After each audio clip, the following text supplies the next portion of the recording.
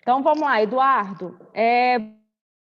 Completo, então, Eduardo Vilela Vilaça Freitas, zootecnista, doutor em zootecnia pela Agrárias e Veterinária, Unesp Jabuticabal, revisor técnico de equinos da Gabi Animal. Então, direciono a palavra a você. Nós iremos 10 a 15 minutinhos no final para os questionamentos dos alunos e fique à vontade para a sua apresentação. Seja bem-vindo e desejo as boas-vindas, né? Bela palestra. Tá joia. Muito obrigado, Franciele, muito obrigado pelo convite. É um prazer a gente estar aqui falando com vocês, né, sobre nutrição de equinos. Então, gostaria aí de estender esse convite, que a gente está à disposição, né? A Guabi, a empresa aí que está há 46 anos no mercado, e a gente tem esse perfil de estar sempre junto com as instituições de ensino, apoiando e incentivando aí, no nosso caso aqui, principalmente em relação à nutrição de equinos. Eu me especializei fiz o meu mestrado, meu doutorado em nutrição de equinos. Então, minha formação, como você já falou, sou zootecnista, e a gente vem trabalhando já há bastante tempo com esse tema, né, na prática e também na parte acadêmica. Então, quando a gente fala de nutrição, se a gente fosse definir de uma maneira simplória, é a gente fornecer nutrientes e energia para os animais, no nosso caso aqui para o cavalo, mas isso é uma maneira muito simples, né? A gente fornecer, a gente tem os alimentos e fornecer esses nutrientes e energia é muito fácil. É difícil a gente realmente saber o que o animal vai aproveitar desses alimentos, né? Como ele vai retirar essa energia desses nutrientes. Então, se a gente for pegar de uma maneira mais aprofundada, eu tenho que fornecer esses nutrientes e energia e promover o desenvolvimento, né, principalmente no caso dos potros, desempenho dos animais atletas e saúde, né, em geral, de todas as categorias. Então, eu preciso, quando eu estou trabalhando com nutrição, quando a gente está fornecendo esses alimentos, que tem esses nutrientes e que é retirada essa energia, eu tenho que promover isso daqui. Então, há uma diferença muito grande em fornecer e eu conseguir promover o desenvolvimento, desempenho e saúde. Então, nós vamos conversar um pouco como é que a gente consegue trabalhar promovendo esse desenvolvimento, desempenho e saúde do animal. Então, se a gente for pegar os nutrientes que a gente tem nos alimentos, são os carboidratos, proteínas, lipídios, minerais e as vitaminas. Na dieta dos cavalos, a gente vai ter principalmente os carboidratos amido e sacarose, que aí nos alimentos concentrados, né, mas nos grãos e nos subprodutos dos grãos, o amido, né, a sacarose, aí no caso, o melaço, que a gente usa como palatabilizante, e já os carboidratos relacionados à fibra, né, pectina, hemicelulose e celulose. Então, na verdade, a base da alimentação do cavalo são carboidratos, né? A gente tem muito carboidrato, né, nos alimentos que compõem a dieta dos equinos. Nas proteínas, o que a gente precisa das proteínas são os aminoácidos, né? Então, coloquei aqui alguns mais importantes: a lisina, treonina, metionina, triptofano, e hoje também a gente tem trabalhado com a glutamina em algumas ocasiões, principalmente nas éguas prenhas e nos potros. Tá? E os lipídios. A sequência dos lipídios são os ácidos graxos, né? Vem principalmente dos óleos, e hoje na nutrição dos equinos a gente tem um diferencial que é aí o uso do DHA, que é um ômega 3. Tá? Os lipídios também são muito utilizados como fonte de energia.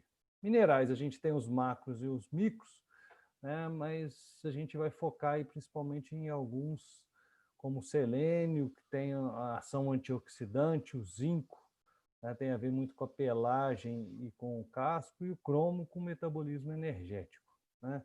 e são também, a gente tem trabalhado muito com minerais que a gente diz que são minerais orgânicos, né?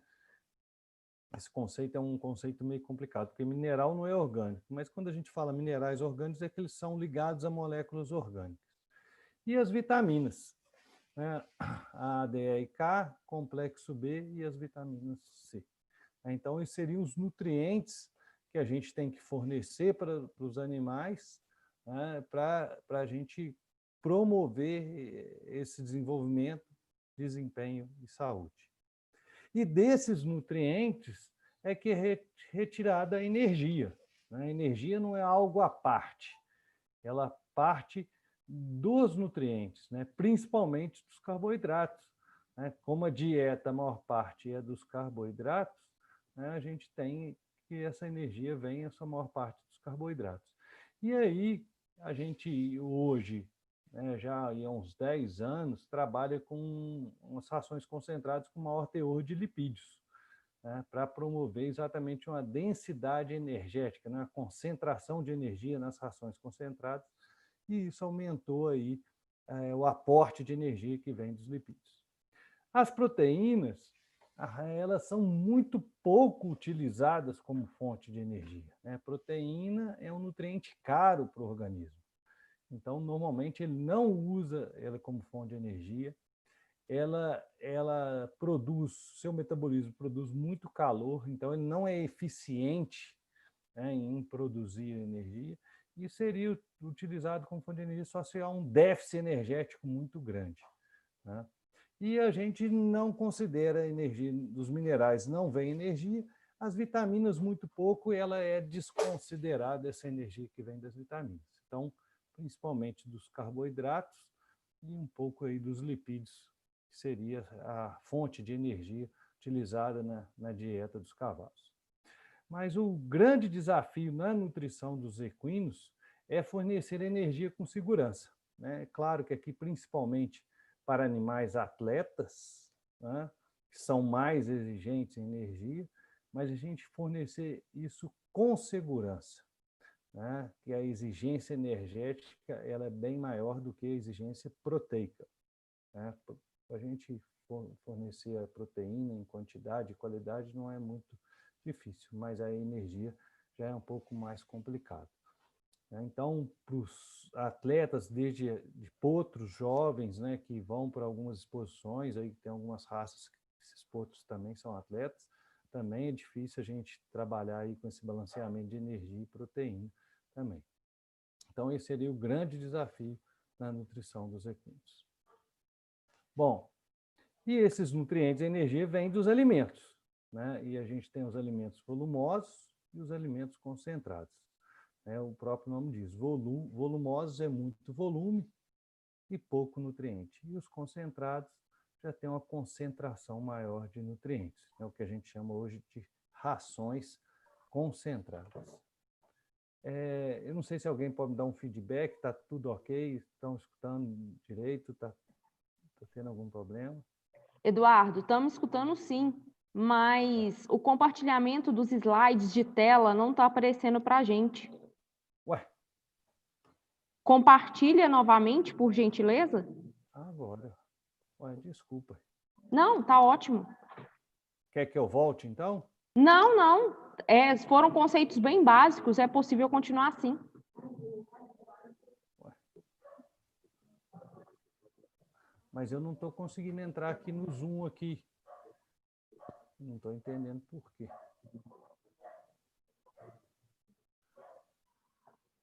Vou tentar entrar de novo aqui, então.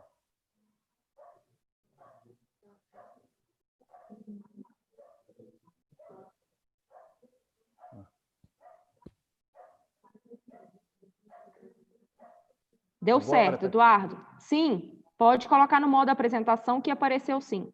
Ah, tá.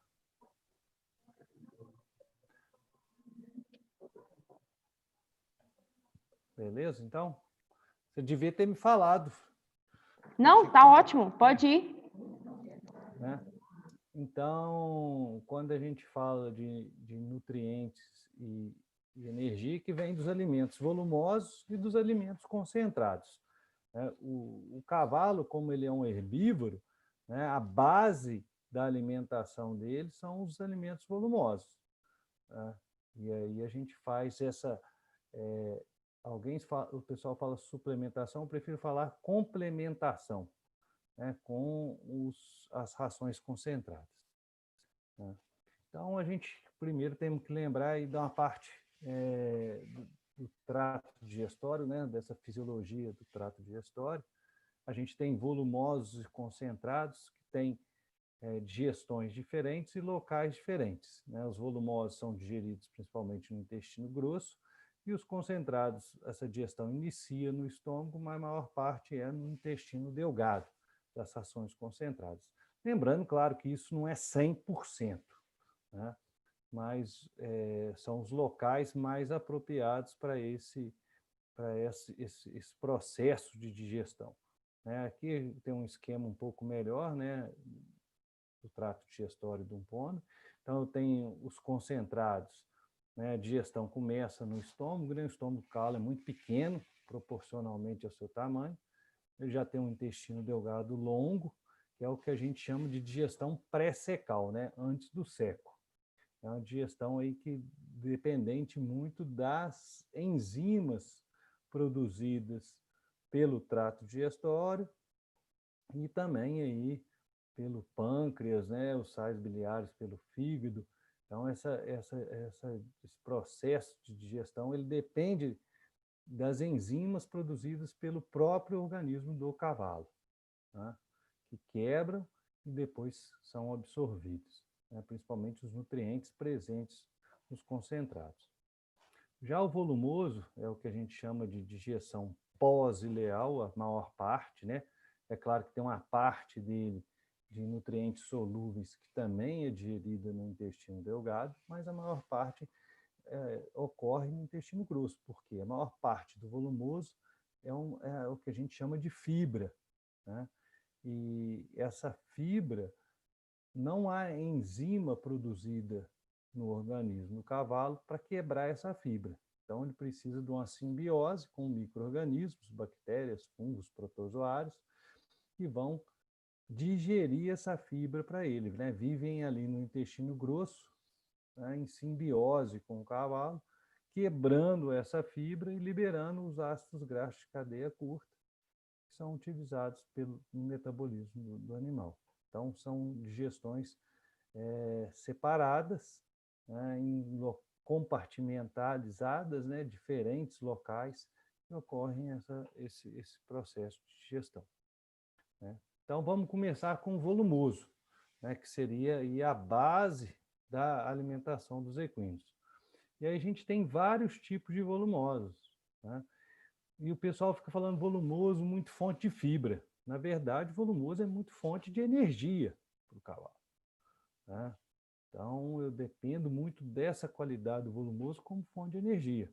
Então, hoje, muito utilizado aí as gramíneas, né, principalmente da família aí dos Cynodons, né, os Tifton, Cost-Cross, Gigs, né, que são mais utilizados como pastejo e também para a produção de feno, né, essas gramíneas.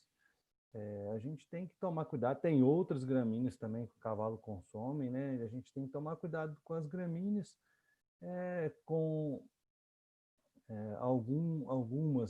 com algumas braquiárias apresentam fatores antinutricionais, como oxalato, né? Tem também produção de nitrato em algumas. Então, a gente tem que tomar cuidado com a hora que escolher essa gramínea, né? Porque, às vezes, a gente quer sempre plantar melhor, mas, às vezes, dependendo do solo, dependendo da região, regime pluviométrico, a gente não consegue implantar a gramínea ideal. E a gente vai para algumas outras que a gente tem que saber as suas limitações, né? Mas o cavalo tem um hábito, né, de apreensão e mastigação, e essas gramíneas do gênero Cynodon, né, eles gostam bem de pastejar, né, esse tipo de gramínea. A gente tem a cana, que nessa época seca, às vezes é muito utilizada, né? A cana é um volumoso, tem um pouco de açúcar solúvel, né? No caso, esse açúcar solúvel, por exemplo, da cana, ele é digerido no intestino delgado, não no intestino grosso, né, principalmente. Mas só que ela é um alimento que fermenta muito no coxo, e ela tem uma fibra de baixa qualidade, péssima qualidade. A cana, ela é muito palatável, mas a gente tem um problema de fermentação, principalmente fermentação no coxo, né? O problema da fermentação da cana não é dentro do intestino, ela vai ser fermentada, fermentar antes. Ele consumir esse alimento fermentado aerobicamente no ambiente, né? Então a gente tem que tomar muito cuidado com esse tipo de alimento, que é muito comum a gente ter problemas digestivos aí relacionados à utilização da cana.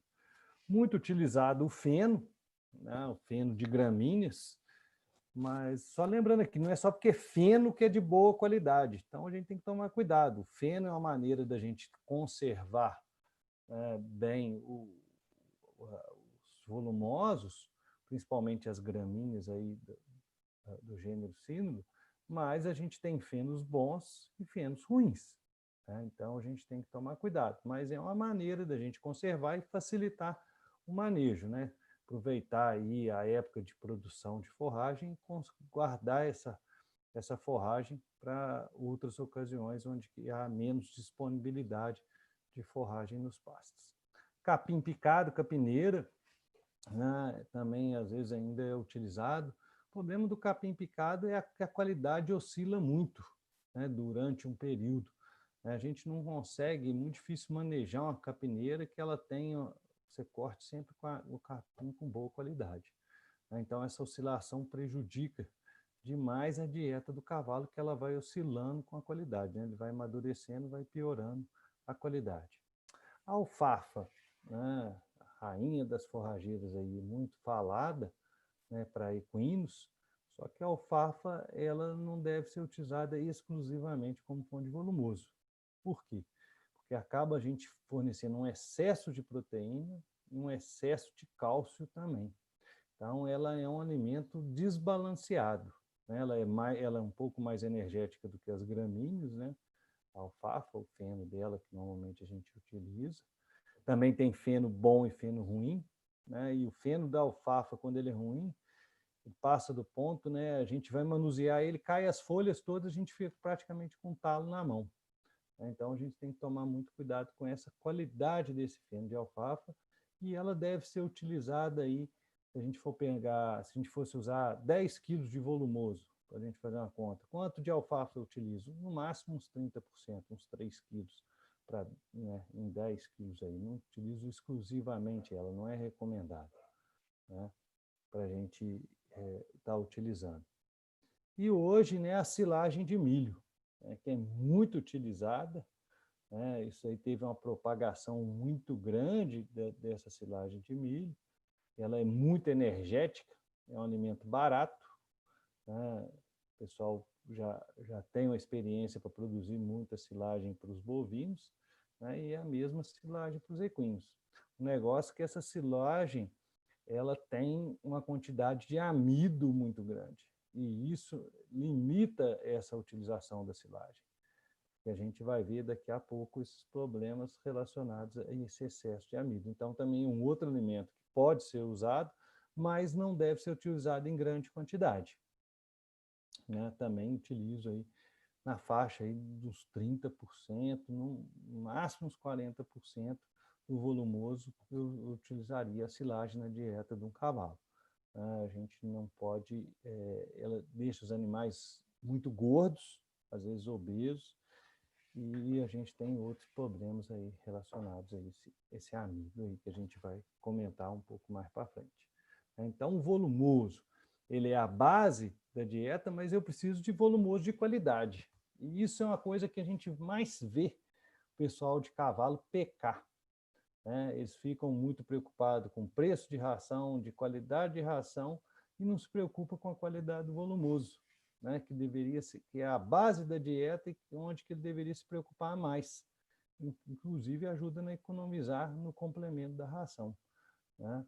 Então, a gente tem que entender as vantagens de cada um, e para a gente propor uma dieta adequada para o cavalo, né? Então, cada um tem suas vantagens e suas limitações. Então, a gente tem que entender essas limitações. Então, essa qualidade é muito importante. E aí, como é que a gente avalia essa qualidade, né? Então, eu peguei aqui, né, aqui do lado esquerdo é uma célula animal, do lado direito uma célula vegetal, né? A diferença maior, né, que a gente pode reparar é exatamente a parede celular, que eu não tenho na célula animal, tem na célula vegetal essa parede celular.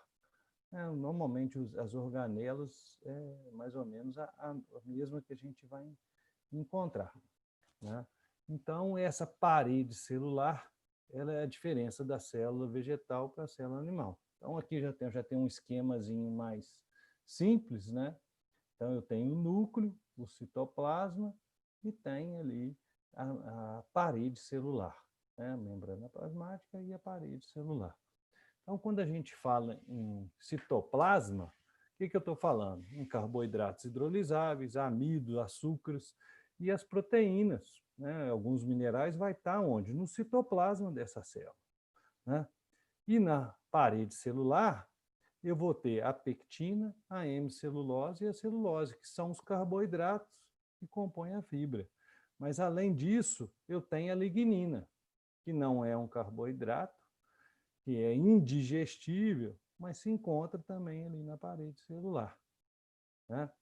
Então, o que acontece com o passar do tempo, né? Por que o capim vai envelhecendo e ele vai perdendo qualidade? Porque acontece isso daqui, ó. Ele diminui o citoplasma e aumenta a parede celular. Bom, no citoplasma eu tenho, né, os nutrientes mais nobres. E na parede celular eu vou ter a pectina, a hemicelulose e a lignina. E quando ele vai engrossando essa parede celular com o passar do tempo, vai aumentando principalmente a celulose e a lignina, né? A celulose já tem uma baixa digestibilidade e aumentando a lignina, né, para dar rigidez, sustentação, né? A planta está crescendo, então ela precisa de sustentação. Então, aumenta a porção menos digestível. E, além disso, a proteína que eu tenho, ela acaba se ligando à lignina, né? Deixa eu ver aqui, apareceu aqui um apontador, né? A proteína, ela acaba se ligando à lignina. Se ela se liga à lignina, eu tenho essa proteína, mas ela está indisponível, porque ela se ligou na lignina. Claro que depende de vegetal para vegetal e do estado vegetativo desse vegetal. Mas é isso que vai acontecendo, né? Então, a gente tem que tomar cuidado muito com o porte de corte. É isso que acontece quando a gente fala da capineira, né? Então, a capineira no começo, né, ela está assim, boa, mas ela vai envelhecendo, quando no final está até pior do que isso, que a gente chama de um bambu, né? Envelhece demais e perde a qualidade, né? Aí fala, só está bucha, só é fibra.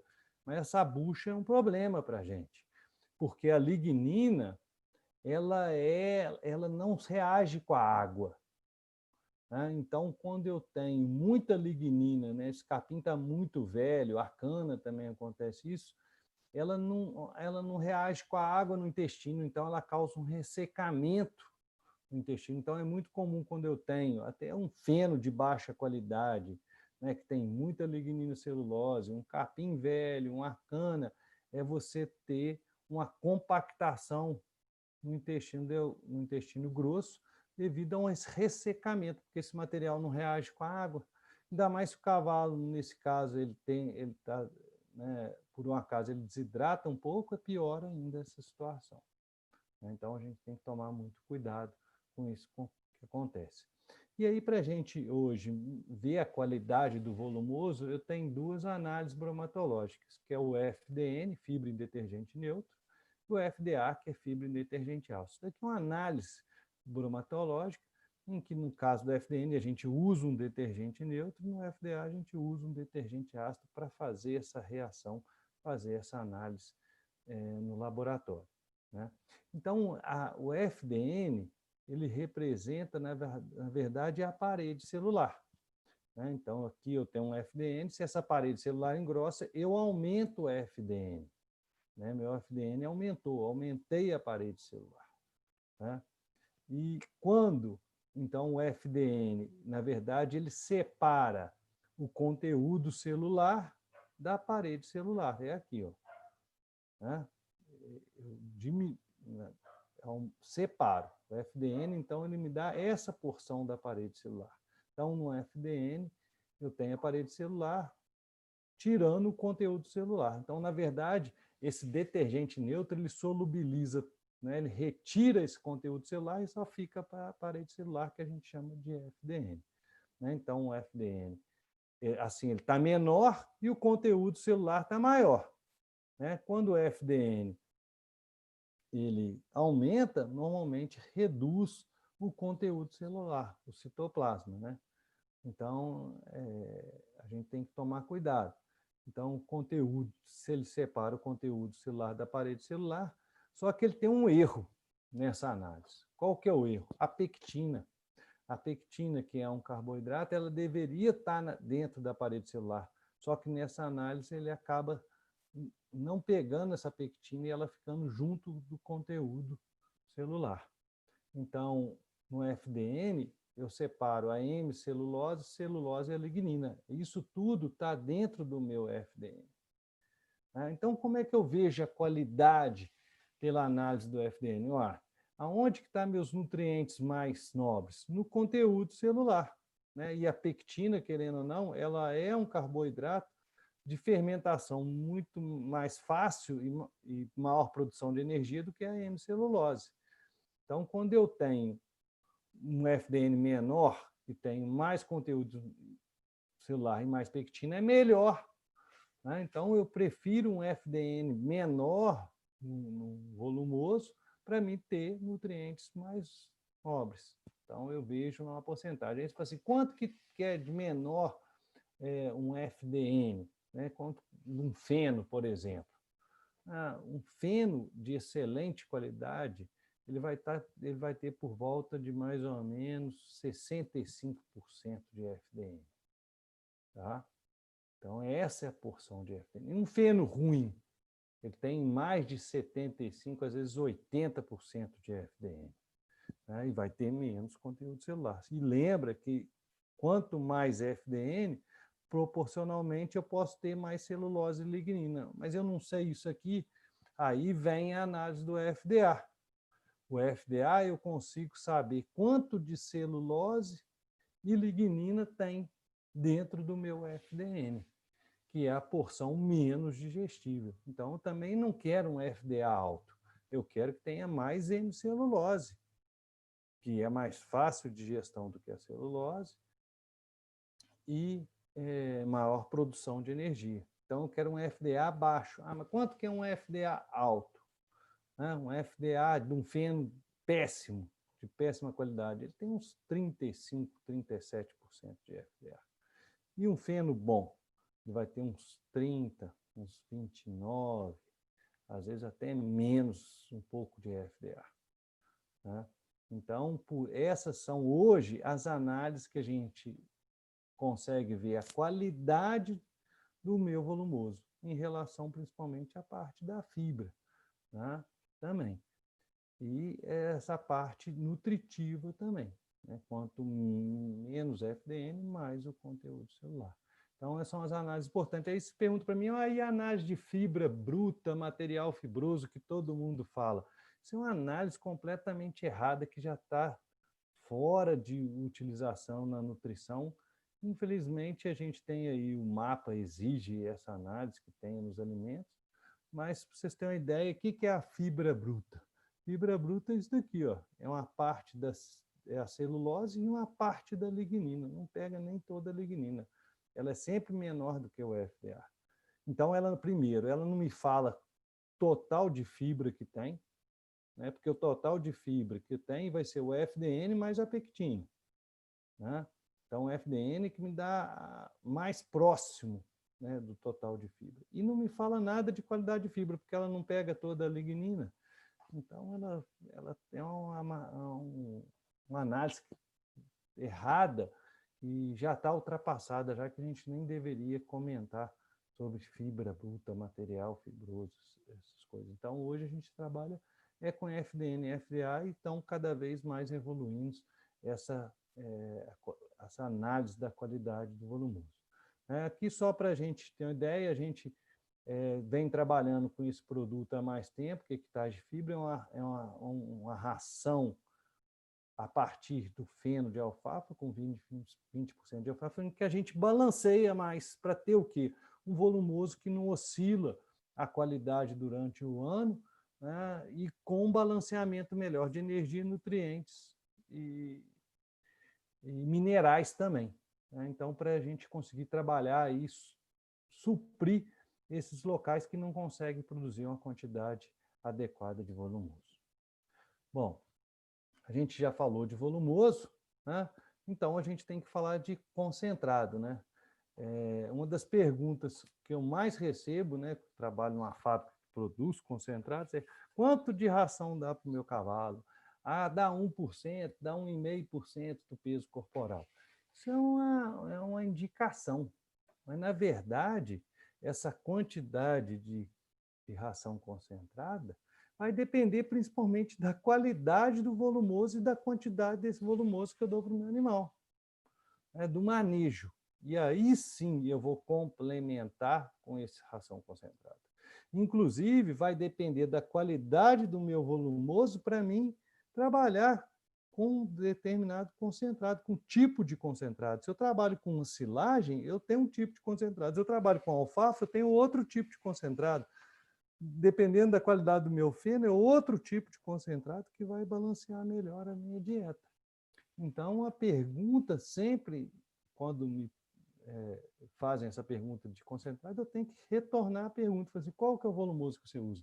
Qual a quantidade que você usa? Né? Qual que é a disponibilidade desse volumoso? Então, aí, para a gente poder trabalhar realmente com essa quantidade de concentrado, acertar melhor o balanceamento da dieta de cavalos. Né? Isso que seria o correto, né? Para mim ter esse balanceamento e ter realmente os nutrientes em qualidade, quantidade e qualidade ali que o animal precisa.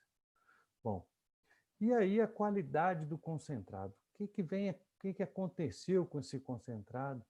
Como que a gente tem trabalhado com ele? Né? Lembrando que o concentrado, a digestão, ela é maior no intestino delgado, uma digestão pré-secal, só que esses concentrados, principalmente no começo, eles eram muito ricos em amido. Né? E alguns ainda são. Né? E o cavalo, ele tem baixa capacidade de gerir esse amido. Por quê? Porque a produção da alfa-milase, ela é pequena proporcionalmente no cavalo. Então, se esse amido tem baixa digestão no intestino delgado, esse amido ele acaba escapando para o intestino grosso. Tá?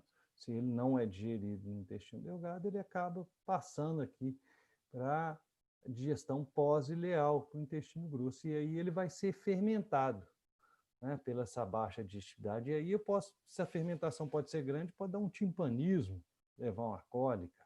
Né? Ele pode causar uma acidez muito grande, uma mudança do pH ali no intestino grosso e vir causar uma laminite. Então, a gente tem que evitar que essa quantidade excessiva de amido chegue no intestino. Como é que eu posso evitar isso? Posso reduzir a quantidade de alimento que eu forneço para o animal ou dar um alimento que tem um amido, menos amido, desculpa, 3 formas, né? Menos amido ou ter um amido de fácil digestão, né? De mais fácil digestão. Mas, hoje em dia, a gente tem um outro problema relacionado com o amido que a gente chama de síndrome metabólica. Alguém já deve ter escutado, mas aí está relacionando mais ao pico glicêmico, né, e, consequentemente, a alta concentração de insulina produzida por esse pico glicêmico, quando essa grande quantidade de amido é fornecido e essa glicose, né, é absorvida no intestino delgado. e aí a gente tem vários problemas metabólicos, né? Síndrome metabólica são vários problemas metabólicos relacionados a esse excesso de amido. A gente tem obesidade, a gente tem resistência à insulina, a gente tem hipotireoidismo, né? Já se estuda também algumas inflamações articulares relacionadas a esse excesso de amido, né? Dá esse pico glicêmico. Então, assim, é uma coisa que a gente tem que tá muito em estudo e a tendência é a gente tentar reduzir esse consumo de amido e tentando reduzir esse pico glicêmico constante no cavalo, né? Então, a gente tem que tomar cuidado. E, a princípio, o que se fez? Tentou aumentar a digestibilidade do amido, né, para reduzir esse escapamento. Com o quê? Com o processamento, né? Então, as rações concentradas, elas eram fareladas e elas foram peletizadas, né? Com isso, eu ganho de 20% a 30% em digestibilidade do amido, né? Então, se eu ganho mais nessa digestibilidade, eu posso reduzir o consumo, né? A peletização, ao aquecimento desse amido por volta de 60 a 70 graus, né? Tem uma certa variação, e você cozinha esse amido e ele torna mais digestível, mas também deixa a ração mais homogênea do que a ração farelada. Menos poeira também, que pode trazer problemas respiratórios em relação à ração farelada. Então, eu tenho um ganho aí de 20% a 30% quando ocorre essa pelletização. Aí eu tenho outro processo, que é a laminação, onde que normalmente o milho e a aveia são laminados, eles são pré-aquecidos também, né? E depois são prensados, tá? E eu tenho um ganho na digestibilidade também com esse aquecimento e depois essa prensa, né? Passa pela prensa, lâmina, essa laminação.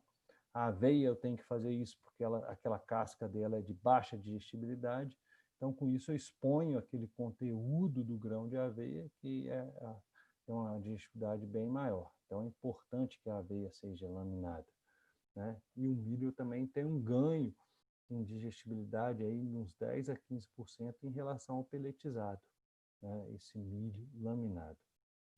E eu tenho o processo de extrusão, que aí já é aquecimento, né? Vai a 105 graus, mais ou menos, sob pressão, né? Rápido, pouco tempo, né? Pressão e aquecimento, onde eu tenho uma expansão dessa molécula do amido, e aí eu tenho uma maior digestibilidade. Alguns estudos mostram que o milho extrusado, a digestibilidade dele chega aproximadamente de 90%. Então, você ganha realmente aí uma maior digestibilidade do amido. Você tem hoje produtos pelletizados, 100% pelletizados, você tem produtos 100% extrusados, mas a maioria dos produtos são multipartículas, onde que engloba os 3 processamentos. Claro que eu tenho que estudar um custo-benefício. O processo de extrusão é muito caro. Eu tenho também um pellet, né, um pouco mais rígido, e às vezes isso atrapalha um pouco o consumo de alguns animais, né? Então, a gente trabalha uma grande parte aí dos produtos aí multipartículos, mas tem produtos 100% pelletizados e 100% extrusados que estão no mercado, né? A gente tem que... Isso é uma parte da qualidade do produto. Não quer dizer que o produto é extrusado, que ele é 100% bom. E não quer dizer que um produto pelletizado é 100% ruim, é o pior produto que tem. Tem outras coisas além disso, para mim, avaliar no concentrado. Mas isso é um dos processamentos que foram feitos para aumentar a digestibilidade desses carboidratos, né? Essa digestibilidade do amido. Então, esse processamento foi muito importante para a indústria que produz esses concentrados, aumentando a digestibilidade do amido, reduzindo esses problemas que a gente tinha com ração farelada, né? Eram intensos. E aí, isso só não bastava, a gente começou a tentar, então, retirar esse amido, Só que o amido ele é muito energético, né? Ele é fonte de energia, ele é importante como fonte de energia. Então, eu teria que trocar por algo mais energético. E aí foi a entrada dos óleos, né? E aí a gente tem produtos hoje, como o Hectare Supremo, que tem 12% de extrato etéreo, 12% de óleo. Mas se eu dou 4 quilos dessa ração para um cavalo, ele está comendo 480 gramas, estou fornecendo 480 gramas de óleo para esse animal por dia. É uma quantidade muito grande. Com isso, eu reduzo a quantidade de amido. E como eu aumento a concentração de energia, eu posso reduzir a quantidade que eu dou, né? Então, se eu dava 4 quilos de uma ração menos energética, se eu dou uma ração mais energética, eu posso dar 3 quilos, né? Posso reduzir esse consumo e estar fornecendo a mesma quantidade de energia, concentrando os nutrientes. E aí eu reduzo o amido e trabalho ainda com mais segurança ainda, né? E o cavalo, ainda ninguém sabe explicar o motivo aí no seu processo evolutivo, ele tem uma alta capacidade de digerir e absorver esses óleos, né? Essas gorduras, e aproveitar isso metabolicamente também, né? Então, como fonte de energia. Então, esses óleos são realmente energéticos. Então, eu consigo essa concentração de energia, né? Com adição de lipídios, o extrato etéreo é uma análise bromatológica, né? Em que eu consigo medir quanto de lipídio, de óleo, né, tem naquele produto, né? Normalmente, uma parte vem da matéria-prima, outra parte ela é adicionada aos produtos, né? E aí eu consigo medir essa quantidade. Cuidado, qual que é o cuidado que a gente tem? E o maior extrato etéreo não quer dizer maior energia, o pessoal começa a confundir extrato etéreo, porque o óleo tem muita energia, que o produto que tem mais extrato etéreo é o mais energético? Nem sempre, porque a maior parte da energia ainda vem do carboidrato. Então, isso depende da matéria-prima e do processamento. Gente, está tudo certo? Tudo ok? Tudo indo aí? Franciele? Tudo ok, Eduardo. Pode prosseguir, sim. Daqui a pouquinho, assim que você finalizar, a gente abre para as perguntas, tá bom? Tá, jóia. Tranquilo. Tá bom.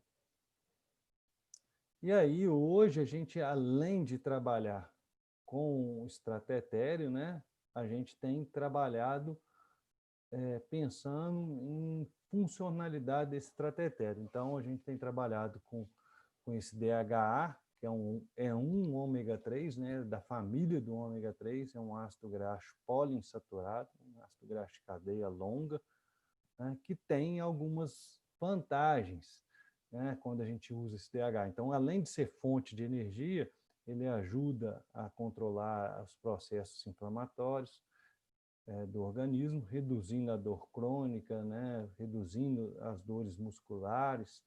Então, é antioxidante, aumenta da imunidade. Então, a gente tem essas tecnologias aparecendo, né? Então, eu tenho extrato etéreo, mas como é que é meu extrato etéreo? Eu tenho um ômega 3, então eu melhoro a relação também, né? Ômega 6, ômega 3. Né? Então, tem produtos sem DHA, que tem lá 50 ômega 6 para 1 ômega 3. E hoje eu tenho produtos com DHA que eu tenho 15 ômega 6 para 1 ômega 3. Então, a relação melhor, né, entre ômega 6 e ômega 3. Então, tem um extrato etéreo diferente, né, quando a gente começa a trabalhar com esse DHA. Além dele ter essas funções, né, que são importantes aí, principalmente para animais atletas, imunidade de potros, de éguas gestantes também. Né? A parte reprodutiva também acaba ganhando com essa parte, principalmente antioxidante. Então, a gente vem de uma dieta que era mais à base de volumoso, depois, né, a parte de processamento dos carboidratos, adição de óleo. E hoje a gente ainda tem outra adição, que seria o que a gente chama de superfibras. Tudo naquela sequência, o quê? Reduzir a quantidade de amido. E se eu tirar amido, eu tenho que colocar outro ingrediente que tem a energia que tem o amido, né? Então, a gente hoje trabalha hoje que a gente chama de superfibra, que são alimentos à base de pectina, né? Que é aquele carboidrato fibroso. Então, olha só, eu trabalho com uma fibra que é fermentável.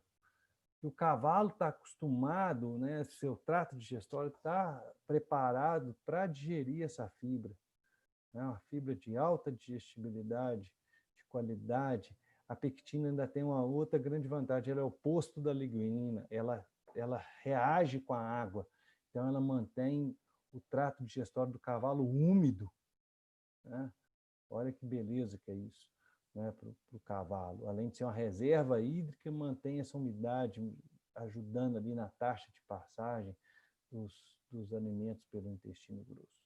Então, essa superfibra, ela apareceu e nós temos 2 produtos que têm a quantidade maior de pectina, que é a hectare de fibra, e esse é a Guabitec Beat, que é a base de polpa de beterraba. A da fibra, essa pectina ela vem da alfafa, né? As leguminosas têm pectina, as gramíneas praticamente não têm pectina, mas as leguminosas têm, e a gente tem a alfafa e a casca de soja também, como fonte de pectina na hectare de fibra. E já na Guabitec Beat a polpa de beterraba. Então eu consigo reduzir muito o teor de amido dos meus produtos e aumentar a quantidade de energia. Então, pelo aumento de estratégia, é um produto que tem 11% de estratégia, já tem 4.200 quilocalorias a 4,2 megacalorias de energia digestível, né, para uma ração aí normal de milho com soja e um farelo de trigo, que vai ter suas 2.500 quilocalorias, né? E ainda consigo utilizar uma polpa de beterraba, né? Ela tem 16% de polpa de beterraba, então é um produto que é com alta densidade de energia, alta concentração de energia e baixo teor de amido, então com muito mais segurança para a gente fornecer essa energia para os animais, né?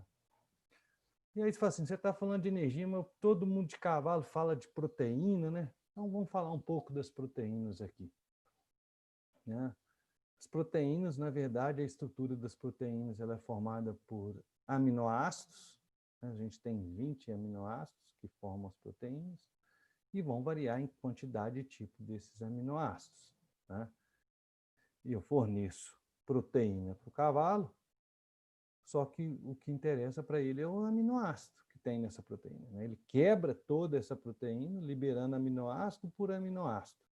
Esses aminoácidos são absorvidos e aí ocorre a síntese, né, de proteína pelo organismo, né? Aqui eu tenho ingredientes proteicos, né? A gente vê que a quantidade de proteína varia e a quantidade, né, eu botei aqui lisina, treonina e metionina, desses aminoácidos variam em relação à fonte que eu estou trabalhando, né? Então, né, a gente tem aqui, né, faça essa continha aqui, que é o quadrado de Pearson, né, se eu pegar o farelo de soja e o glúten e quero fazer uma mistura que tenha 15% de proteína, né, então a gente faz uma subtração na diagonal, né? Então, se eu tiver 50 partes de farelo de soja com 34,9 partes de glúten, eu tenho uma mistura com 15%. Né? Se eu transformar isso para 100%, né? 58,89% de farelo de soja com 41,11% de glúten, eu tenho uma mistura que tem 15% de proteína bruta, né? Quanto de aminoácidos vai ter? Eu vou pegar aqui da lisina, aqui, que é mais falado. Lisina. Se eu pegar lá a quantidade de lisina, né, que tem no farelo de soja e a lisina que tem no glúten, essa mistura tem 15% com 2,29 por gramas ou porcentagem de lisina. E se eu pegar uma com farelo de algodão e glúten, uma mesma mistura com os 15%, né, e fazer a mesma continha, quanto de lisina vai ter lá? 1,57, 2,29. Então, para mostrar o quê? E a quantidade de proteína, ela não me informa o balanceamento de aminoácidos. Então, a gente querer classificar a qualidade de ração pelo nível proteico é um erro nutricional muito grande. Então, mais importante é a gente saber esse balanceamento de aminoácidos que tem essa proteína, principalmente para os potros, né, em desenvolvimento, onde que eu tenho que fornecer esse perfil de aminoácidos necessário ao desenvolvimento desses potros. Tá? Então, a gente tem que tomar muito cuidado com essa mania de comprar ração, escolher ração concentrada pela quantidade de proteína. E a gente tem que ver realmente o balanceamento de aminoácidos. Quem que são os principais? Lisina, treonina, metionina e triptofano. Aí você fala assim, a lisina, né? Todo mundo compra lisina, o potro está pequeno, né? Compra lisina. Será que está certo ele fazer isso? Aí vem aquela velha teoria do barril, né? Do mínimo. Né? Em que, para mim fazer a síntese proteica, eu tenho que encher o barril. Né? Só que eu tenho vários buracos. O buraco meu maior pode ser a lisina? Pode. Aí o cara vai lá e compra lisina e dá lisina para o outro. Ele tampou só aquele buraco da lisina. E os outros? Ele vai ter as outras vai ter a síntese proteína só comprando a lisina? Não, ele precisa dos outros aminoácidos também para tampando os buracos do barril e realmente ter aquela síntese daquela proteína em quantidade suficiente.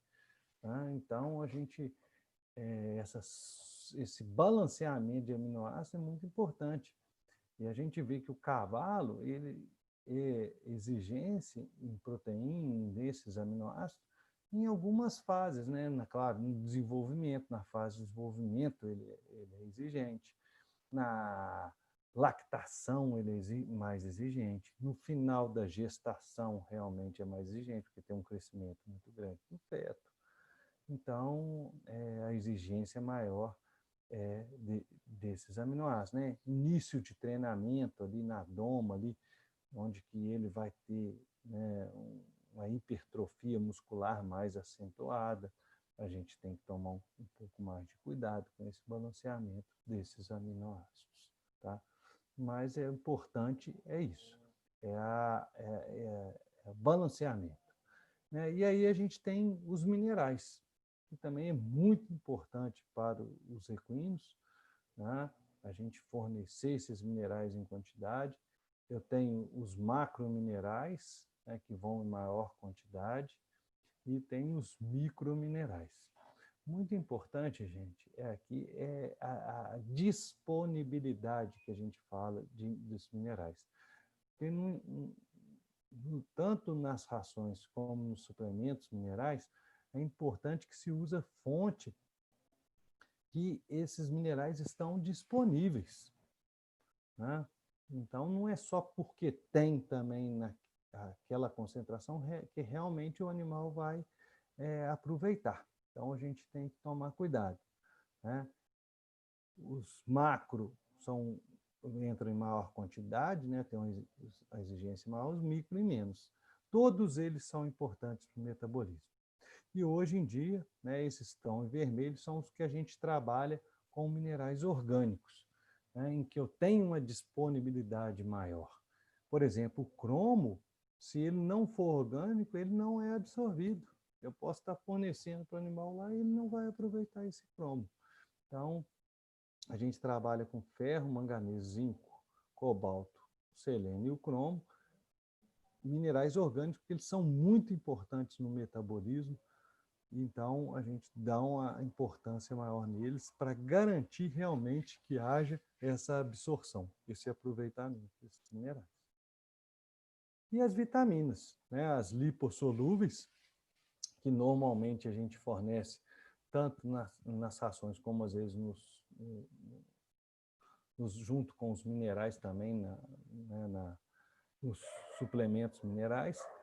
E são muito importantes porque não são armazenadas no organismo, então o animal tem que receber, sempre está recebendo essas vitaminas A, D e K, E as hidrossolúveis do complexo B já estão presentes em maior quantidade, né, nos volumosos, principalmente nos volumosos frescos, verdes, né, eu tenho uma quantidade maior.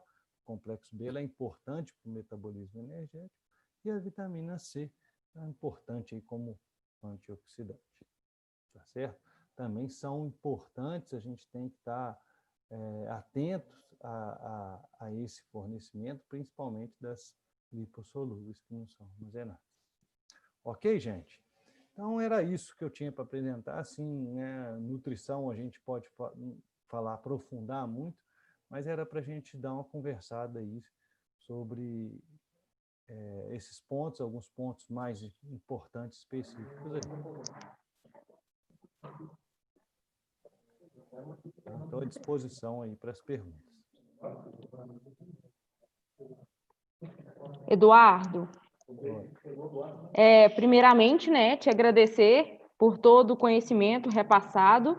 Acredito que foi bem tranquilo, bem alguns conceitos básicos que realmente são importantes na nutrição de equinos.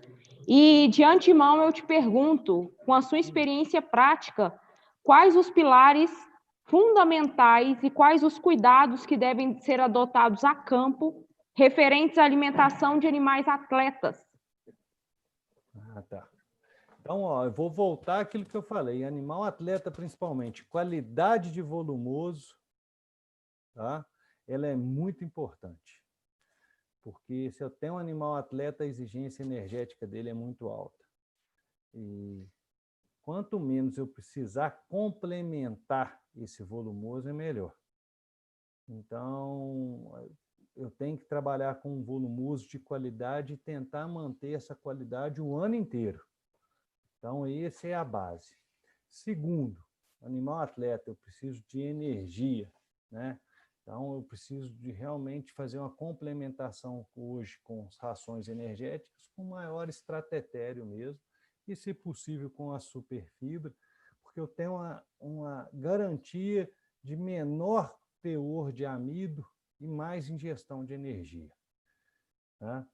E o outro ponto importante seria principalmente a parte de eletrólitos, equilíbrio hidroeletrolítico e hidratação.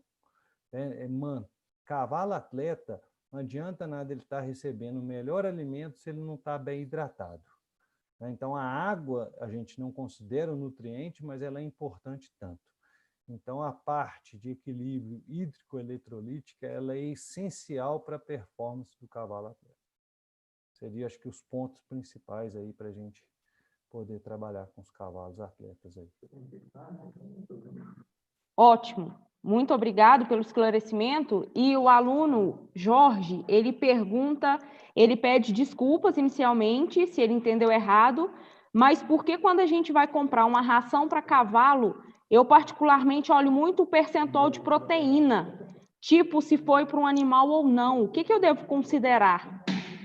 Na verdade, principalmente para animais adultos, é muito mais importante o teor, a quantidade de energia do que a quantidade de proteína, porque a exigência dele proteica proporcionalmente é menor do que a energética, né? E quando eu avalio uma ração pela quantidade de proteína, eu não estou dando informação da qualidade dessa proteína, do perfil de aminoácido dessa proteína. Então, eu vou te falar que é quase inútil esse nível de proteína, eu avaliar se tem 15%, se tem 12%. Às vezes eu tenho uma ração com 12% de proteína que ela tem um perfil de aminoácido melhor do que a de 15%. Então, isso é uma cultura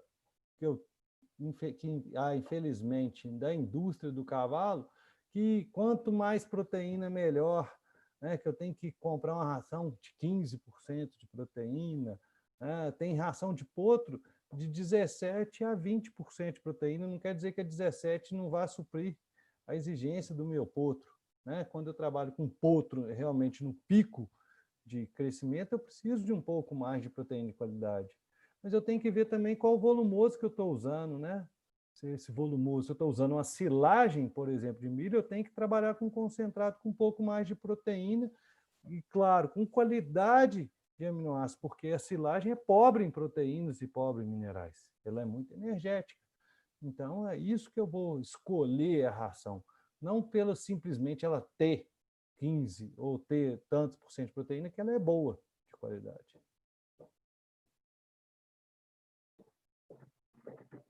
Ótimo. Sim, claro.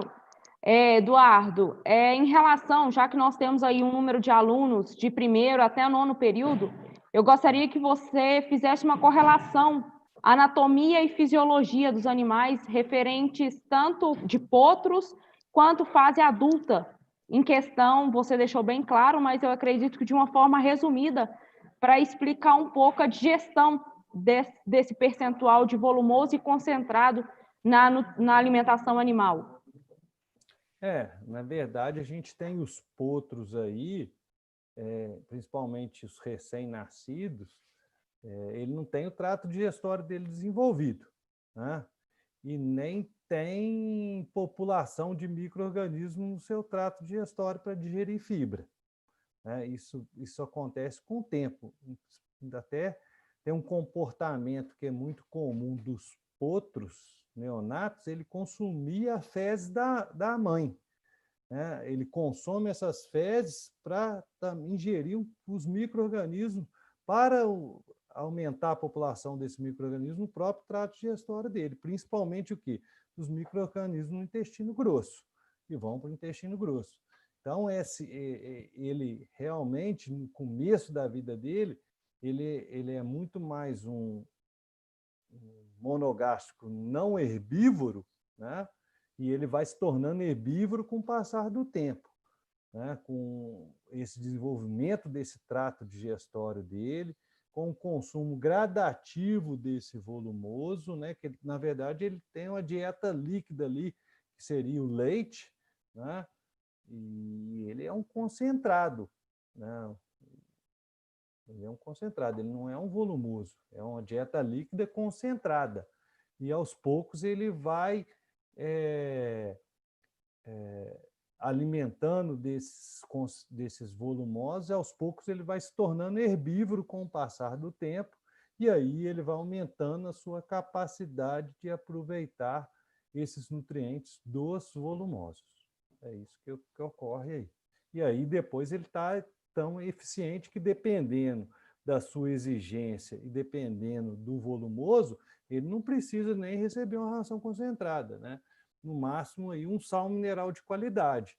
Com um pasto de boa qualidade, às vezes eu supro ali a exigência dele, né, daquela categoria ali. Se ele não for fazer um trabalho muito pesado, né, se não for uma égua em lactação ou final da gestação, eu consigo suprir a exigência dela ali, às vezes só com pasto. Então, ele se torna muito eficiente, né, quando adulto, em aproveitar essa energia e os nutrientes dos volumosos. Isso é muito importante.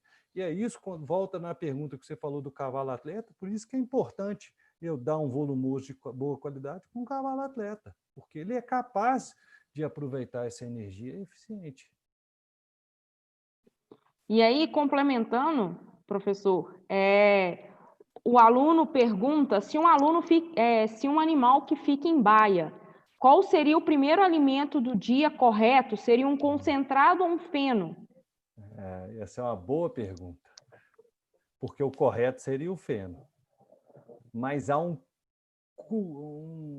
negócio que todo mundo chega e quer dar o concentrado, e os cavalos estão acostumados ao concentrado. Mas o ideal era colocar o feno, principalmente se houve uma restrição um pouco alimentar durante esse período da noite, né? Se ele ficou algum momento ali sem consumir alimento. Então, o ideal era eu colocar primeiro o volumoso, o feno, ou volumoso que foi, depois aí, né, esperar uns 40 minutos, no mínimo, aí, para me fornecer uma ração concentrada. Esse seria o ideal, mas tem uma cultura que tem que chegar e dar a ração, infelizmente. Mas o correto seria o volumoso. Claro.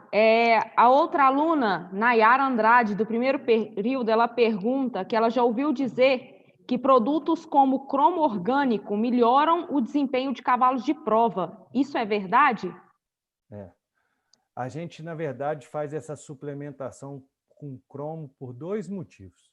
Primeiro, ele interfere no metabolismo da glicose, lá no ciclo de Krebs lá. Tá? Então, você tem uma eficiência maior da utilização da glicose quando você usa o cromo. Isso é realmente importante para cavalos atletas, para cavalos em recuperação. E outra coisa, o cromo diminui também a produção de cortisol. Então, ele também está relacionado à redução do estresse. São as duas coisas que a gente faz essa suplementação com esse cromo. E lembrar para ela que cromo tem que ser orgânico, ele tem que estar ligado a uma molécula orgânica, senão ele não é absorvido. Outra pergunta, professor, também de um aluno do primeiro período, Leandro Santos: como evitar cólicas em equinos? Um cavalo bem hidratado e um volumoso de boa qualidade.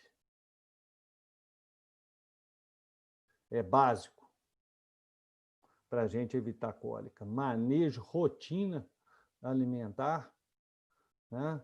Usar a quantidade adequada de volumoso aí por refeição, pode concentrado, desculpa, por refeição, no máximo uns 2 quilos, até menos, dependendo do tamanho do animal. Mas o básico é um volumoso de boa qualidade e o cavalo bem tratado. E, para a gente finalizar, a pergunta de uma aluna do 9º período, Maria Eduarda: é verdade que o equino não deve ingerir o sal mineral da cocheira dos bovinos? Ou isso é mito? Vamos lá. A gente tem 2 problemas aí, né? Que a exigência de mineral do cavalo ela é diferente, não é muito diferente, mas é diferente do bovino. Então, a hora que você dá um mineral do bovino para o equino, você não está suprindo adequadamente o animal. E a gente tem outro problema que são os ionóforos, a monenzina principalmente, ela é muito tóxica para o cavalo.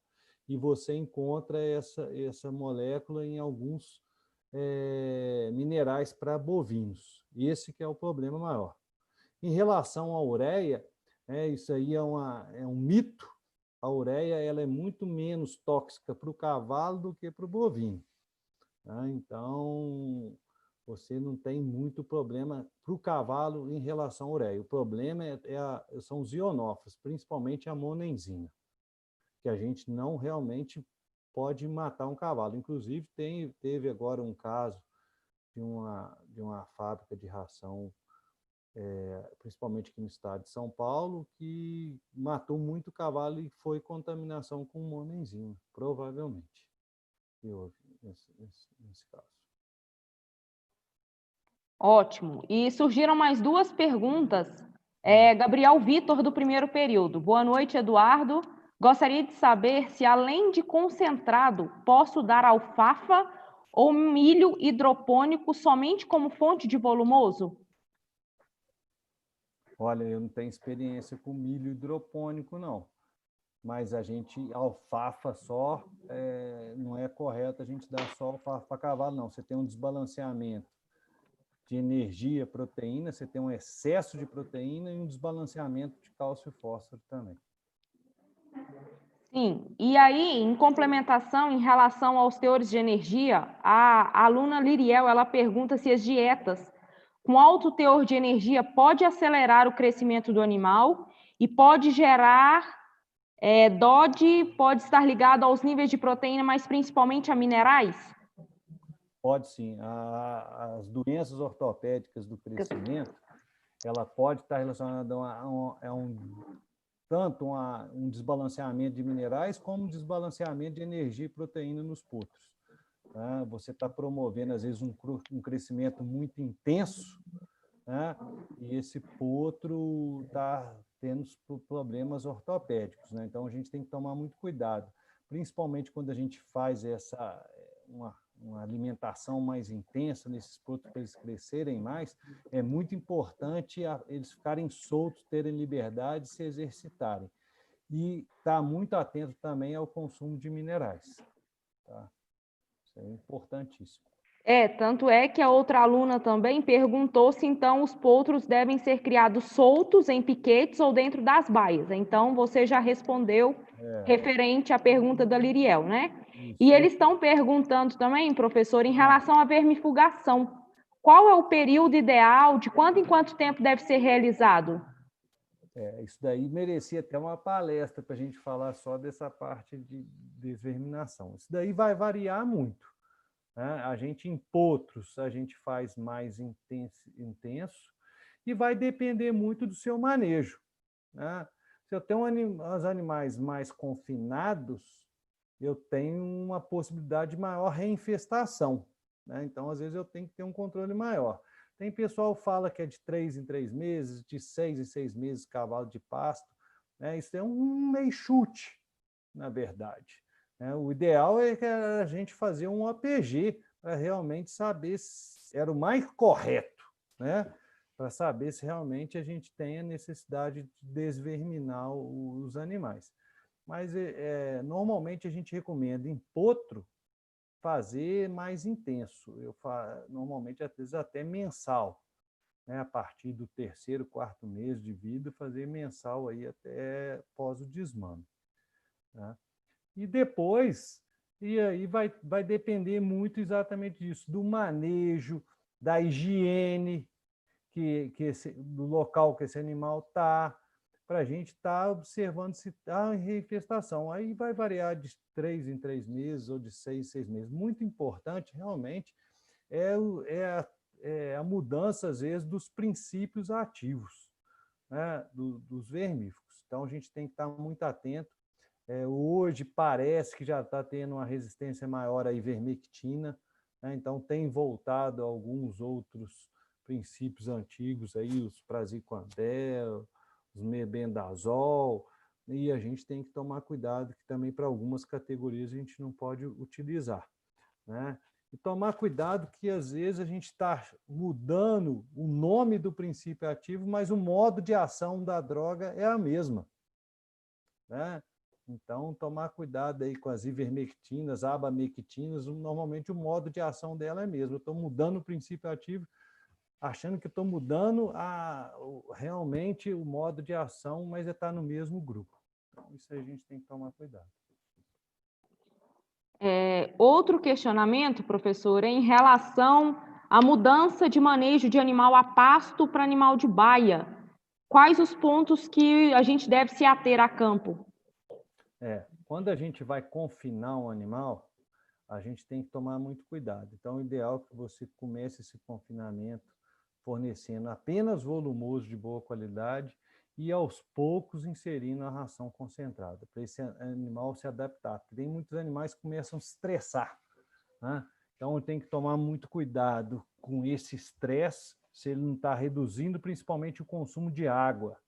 Né? O cavalo desidratado é um cavalo problemático. Né? Então, eu tenho que fornecer alimentos palatáveis, evitar o uso grande de quantidade de ração concentrada e se ater mais no início a volumoso de boa qualidade.